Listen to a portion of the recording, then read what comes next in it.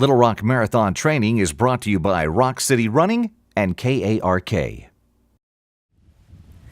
it's Hobbit, and today we're going to talk about eating and drinking while you're training and while you're running. And I don't really mean, when I say eating, I don't really mean like a 12-course dinner or a martini, though I have seen people that carry their own beer when they're training and when they're running, and that's between you and, whatever works for your body.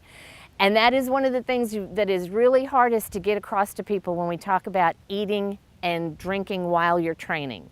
The baseline, what we always tell people is start out drinking every 20 minutes, eating every 40 minutes, eating and drinking every 40 minutes. So you'd start out with your morning run, and 20 minutes into it, you'd have you'd get something to drink, whether you're drinking sports drink or water. And I'm not talking, don't chug a 2-liter thing of water.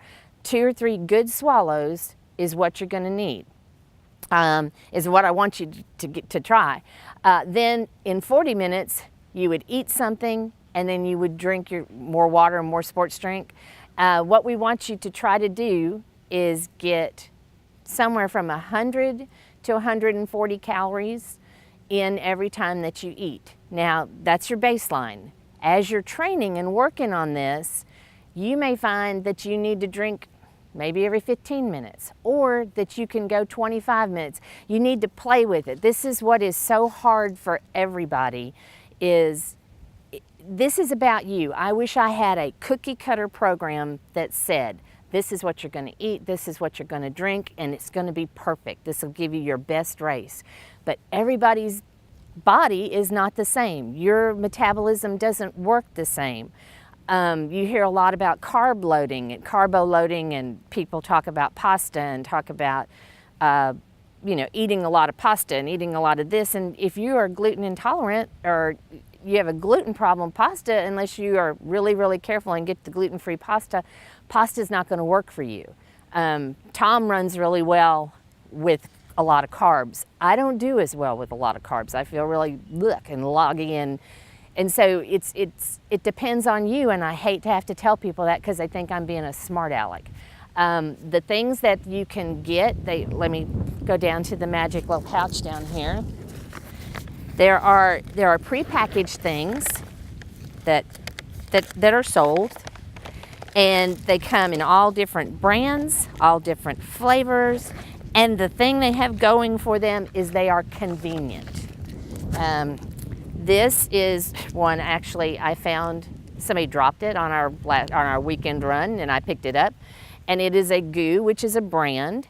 There's GU, there's Hammer Gel, there's all kinds of stuff. When you go to there's Stingers, when you go to the running store, there's a plethora of this, and you just need to figure out what works for you. There are all kinds of bars out there. Again, all of these are prepackaged and they're portable, and that's what makes them easy. This particular one has got 100 calories in it. So a lot of people like this. You rip the top off, you suck it down, you drink some water, and you keep going. A bar takes a little longer to eat. Those of us that like to chew and it's been an interesting thing. I've noticed a lot of walkers do bars, a lot of runners do GU or a gel, and I think it's personal preference and it's what your body will tolerate.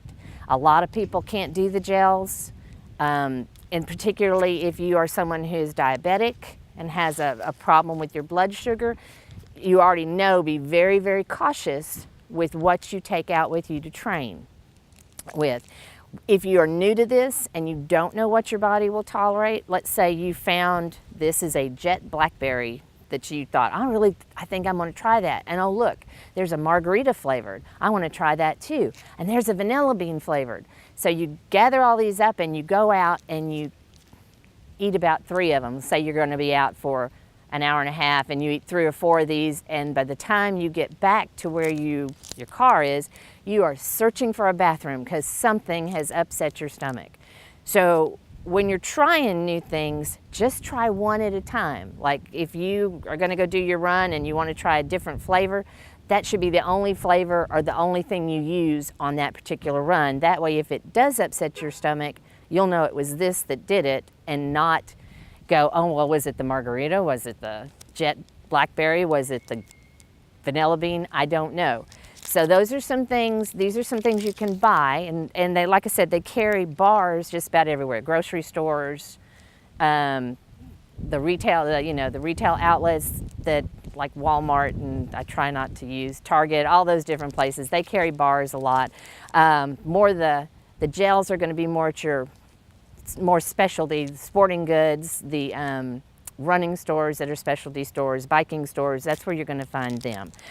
Now, having said that, you don't have to use anything that's prepackaged. There are a lot of people that run peanut butter jelly sandwiches, just peanut butter sandwiches. I know a girl that takes peanut butter sandwiches, she cuts the crust off, she smushes them till they're nothing but just a gross little wad. And she said she does that because that's what it's going to look like when it comes out of her pack. And she doesn't want to be surprised by, oh, it went in looking like a sandwich, it came out looking like a ball. She uses that. Lots of people use Paydays. Again, I'm not trying to use brand names so much as just, you know what I'm talking about. It's got sugar, it's got protein, it's got a little bit of fat. Something that'll get your body going.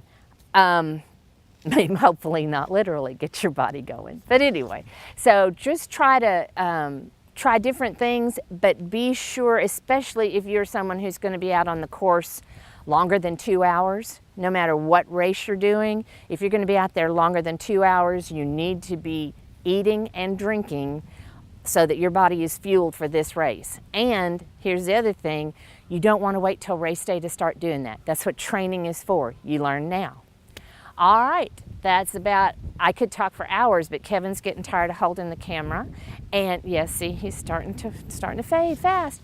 So I'm gonna let that one go for now. And the next time I'm gonna talk about what we're gonna have actually on the race course in Little Rock. See you then.